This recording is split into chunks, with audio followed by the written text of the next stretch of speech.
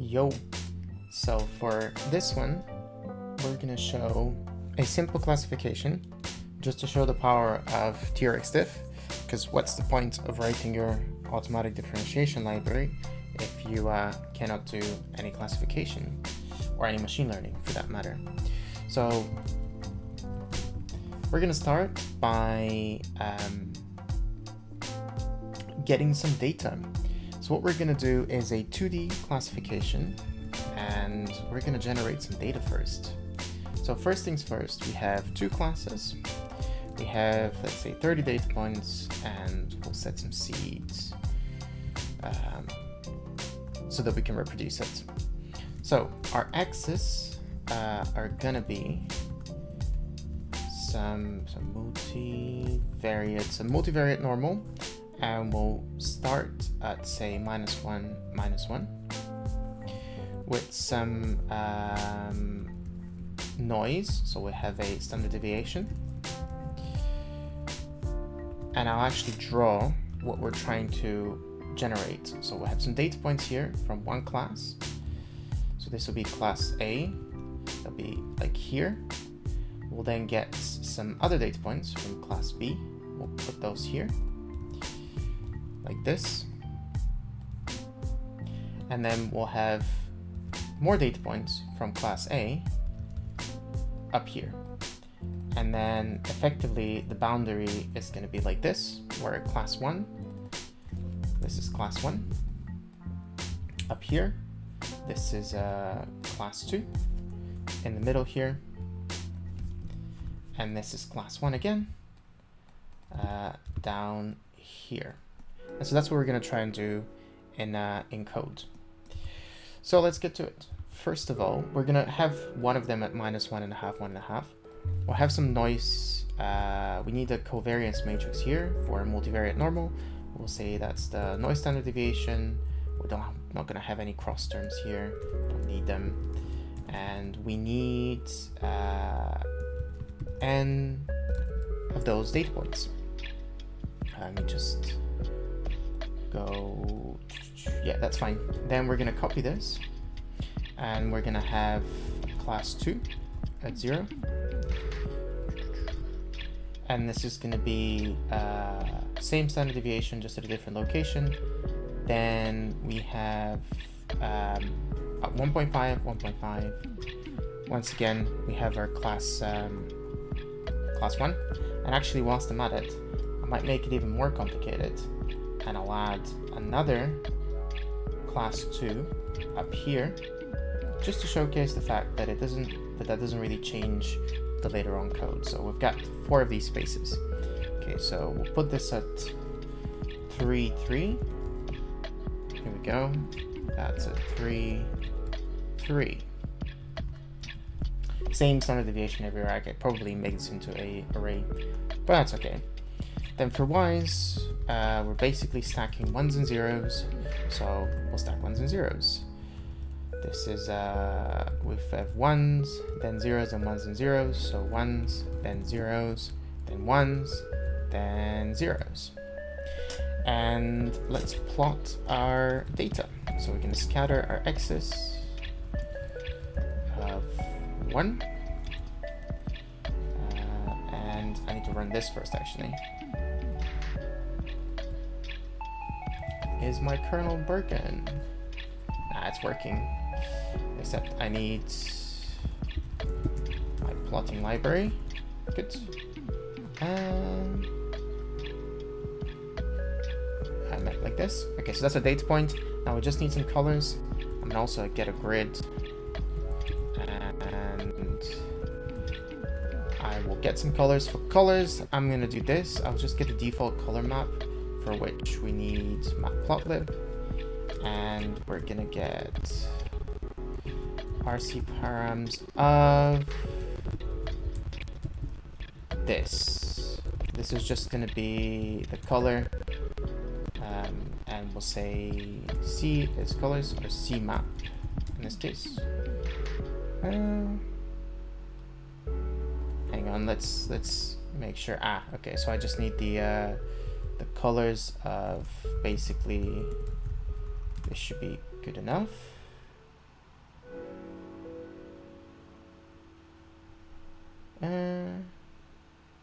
Oh, it needs to be for every single y. So we'll say colors is cmap of y for y and y's, maybe an int of y. For every single data point, we need a color, not just 2 colors. And that should give us the different classes. And so these are 2 classes. We have class 1, class 2, class 1, and class 2, like this, plotted. So this is our data generation. So we'll call this generate some data. Great. So then now we need to make our neural network. So make neural network. And our neural network is going to be using trexdiff. So we'll do our imports here. From trexdiff, we need node and we need tensor 2D. So nodes are computational nodes in the graph, and tensors are the backing arrays in the graph themselves, in the graph itself. So every node, so here's trexdiff, every node has an array. Every node has a tensor 2D, the value, the gradient, and then the partial, which we don't need to care about right now because we're only using the library. Okay, so we'll have 15 neurons and 1 layer. We'll start with tensor 2D from all the x's. We'll check the x's, the shape of the x's, 120 data points, x and y.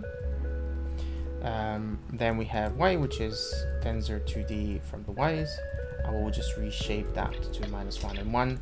The reason why I'm doing this is because the way I generated the y's, they have basically no second dimension. So we'll make this -1 and 1. Then we need the weights for the first layer, which is going to be a node of tensor 2D. We're going to use NumPy here. We'll have a normal initialization with 0 and 1. We'll have 2 inputs. So this is 2 inputs, x and y, and n neurons outputs, and neurons outputs. And then, so that's the weights. And then we have the weights for the second layer, which is going to go from n neurons to 1, and this is going to be our probability, and I'll show that in a second. And then we just need our biases. So we'll have the biases. The biases are going to be of shape 1 n neurons, and then this is going to be 1 and 1. And now let's make our neural network. So our first layer is going to be actually now we need to import some more things. We'll need a ReLU, which is going to be our activation. So we have our activation of our x times the weights plus the biases. And then our logits, which we'll use in a minute. So we need a ReLU and a sigmoid. So the idea here is that the output is going to be run through a sigmoid, which is going to give us the probability of being class 1. So this is probability of point belonging to class 1. So the logits are going to be layer 1 times W1 plus the biases. These are the biases. And then the sigmoids is going to be just a sigmoid of the logits. And then we need our training loss. For our training loss, we're going to use a standard log loss formulation. So we're going to say y transposed times the log, and we need log as well, times the log of the sigmoid plus some epsilon for numerical stability. We'll say that the epsilon is 1 to -7, maybe 6 as well, plus epsilon, 7 probably will be fine.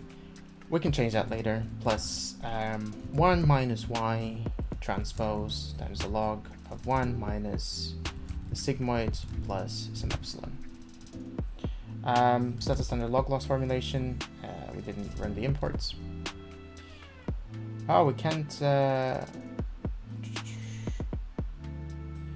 subtract an integer, but maybe we can subtract a float. We might need an array of ones due to the framework's formulation. Or is it this that's complaining? Maybe we can do this. Can we do -1? No unary. Okay, so we'll have, and this is a framework issue, we'll have a once tensor of shape wise.shape, and then we'll use that as our ones here. Should be fine. Okay, so now we can go forward on our loss and backward on our loss to compute the gradients. We can see what our loss is. So now we have a loss function, and just like all the other videos, we're gonna need to write a optimization with that loss function. And what we're gonna do is, I'm gonna go to TS231N, which is Karpathy scores, and I'll show you why we need this in a second, just to show you the formulation of the gradient descent that we're gonna use. So, gradient descent back prop. So we're gonna use RMS prop, which might not be here. Momentum, that's the slides. We don't need the slides. Efficient back prop, potentially here. RMS prop, potentially here.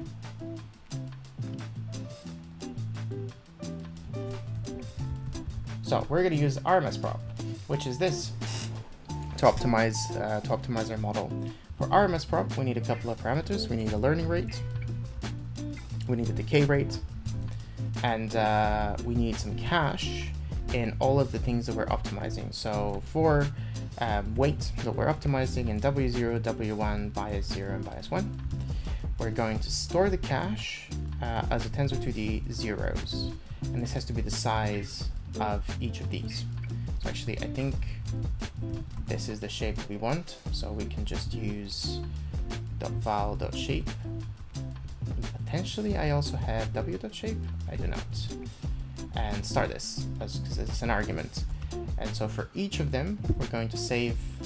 We're going to have a cache, and the cache is going to be zeros for each weight. So each layer of the neural network is going to have a cache. It's currently full of zeros. And we're going to have iterations. I'll say that this is 1,000 to start with. And then I'll also have an array to save my losses, like this. Now that that's done, for each iteration, we need to do the usual, which is zero all the gradients, call forward to compute all of the logits and the loss, and then call backwards to compute all of the gradients. Now for all of the weights, so same as here, I'll just copy this. What we need to do is we need to update the cache first, so we'll go to our equation here. For RMS prop, we have the gradients already, so we don't need to compute them.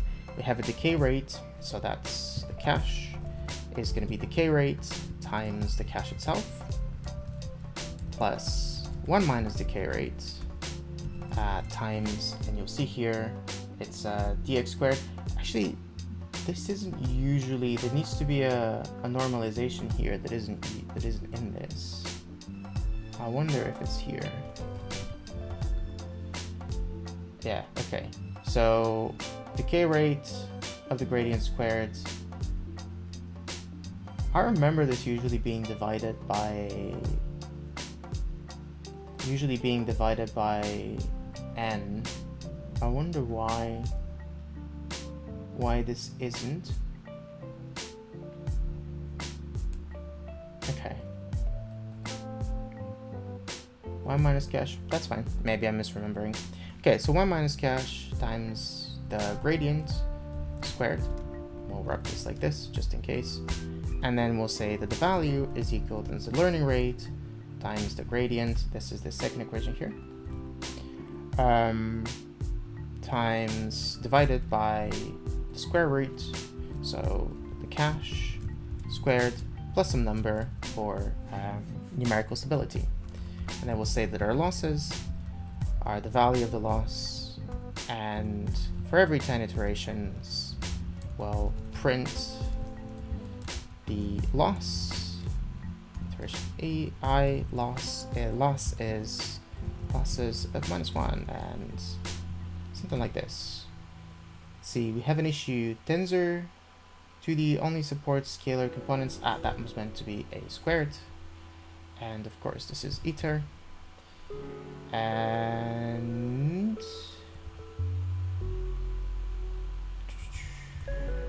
let's see if I'm missing anything in the implementation. Maybe I'm missing the sign. Actually, no, we're not missing the sign because we have a because we make their loss like this. I'm gonna reinitialize everything just in case. Good. Okay, now our loss is better. And the carry rate is 0.9. We have 1,000 iterations. It does look like it is improving, just very, very slowly. So I'm wondering if I'm missing something. Oh, that's a square root, and this is a 2. That seems to be a problem. Okay, now we're actually optimizing. Let me double check all the implementations here. Cool. Okay, I'm gonna bump this up a little bit. See if this explodes. It doesn't. Let's start from the top and see if we converge. We have a very low loss now. Now we're going to plot our losses. So we'll scatter range of n iterations and losses just to see what we get. That looks like a pretty good loss curve. And we're going to also plot our losses. So we connect the dots, have a grid as well, and this is iteration, and that's our loss function. Now the last thing to do is to plot our decision boundary. So we'll copy our plotting code, which is this. And what we have to do is, so from here, we'll have to overlay the predictions next to the outputs. So this means that we're gonna have to, because I want to have a color map for the whole regions, we're gonna need to do a little bit here, a little more. We need a forward function of x, which is going to have make it into a tensor, and this is going to be our basically inference call. Layer 1 is going to be x's times w0.val, so we're using eager computation now, no graphs. We'll reload on that. Logits are going to be layer 1 times w1.val plus b1.val, and then our probabilities are going to be logits.sigmoid, and we can just return that actually directly. Cool, so this is a forward pass for inference, and what we need to do now is we're going to need to create a mesh grid from basically the minimum here. So I'll say x's of 0.min and .max. But this needs to be a 2-dimensional mesh grid. So that's one direction, and then actually this is a mesh grid from a lin space from that to that, and then a mesh grid the other way around from 1 for the y's, and this thing is going to be basically a grid. So we'll use this as a x's, or rather a grid x's, grid y's, and then we will have our grid, we'll stack it together, so grid x's and grid y's, and that gives us our xy for each point in the grid, and we can verify that that's the case. So we'll have we'll shape it, that's the right shape. I think I need to transpose that, because if you see our x's were of shape number of x's and 2, and this is the other way around. So we'll transpose that. And so then the probabilities are forward, which is our inference, from our grid, make them to a list, and this will give us a probability for each point on the graph. Will tell us what the probability of being of class 1 from that point of the graph.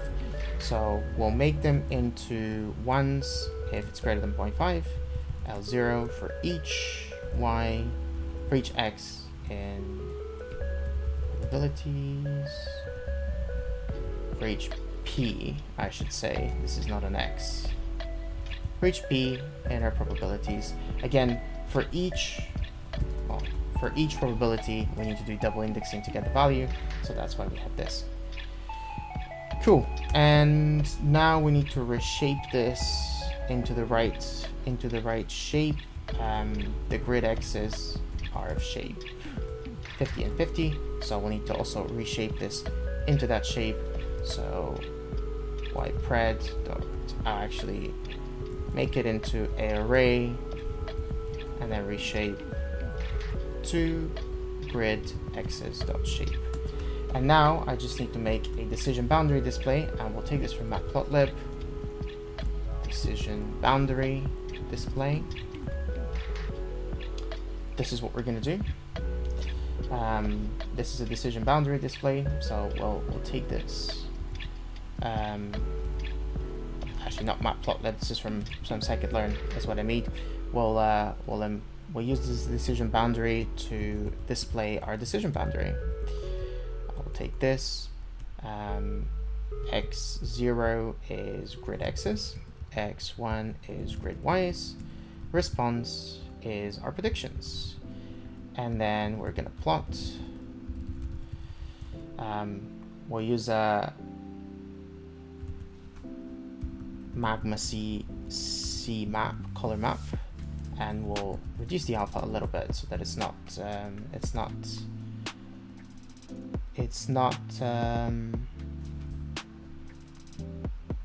as, do I need to show it?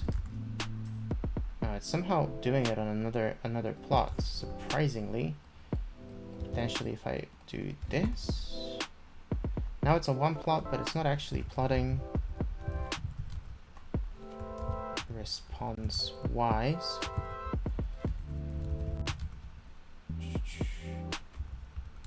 Are they all ones for some reason? For some reason they're all ones. I wonder, they can't all be ones because obviously we are indeed minimizing our loss function. So something here has gone wrong. I'm wondering if I have a typo somewhere. Okay, what is forward of grid? Seems to be 1 everywhere, which is very weird. Of course, we have to duplicate exactly the logic that we had here. Layer 1 times W1 plus B1. This does look correct. What about forward on x's?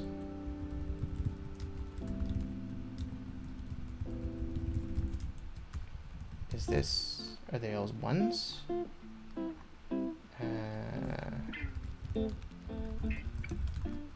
They're not all ones, so obviously we're not predicting ones for all of the x's, which makes sense. But for some reason, for our grid, we are. Oh, that makes sense. I have all the points in the same place. There we go. That is actually exactly the plot that I wanted. So we have class 1, class 2, class 1, and class 2, and our classifier is classified it perfectly because, of course, we made it so that it's classified perfectly.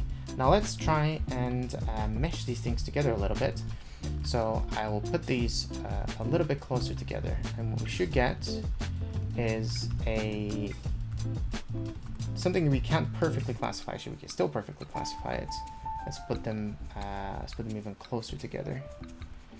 So 0.5, 0, 0.5, and 1. And these should be very close together now. Actually, this is 0.5 and 1. What did I...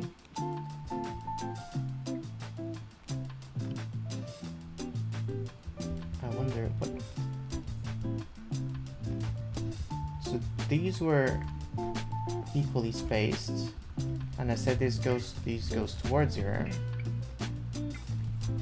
Oh, because of course I have a typo. And this is a 1, and this is 1 as well. Okay, now this should be perfectly spaced. Now it's very hard to classify.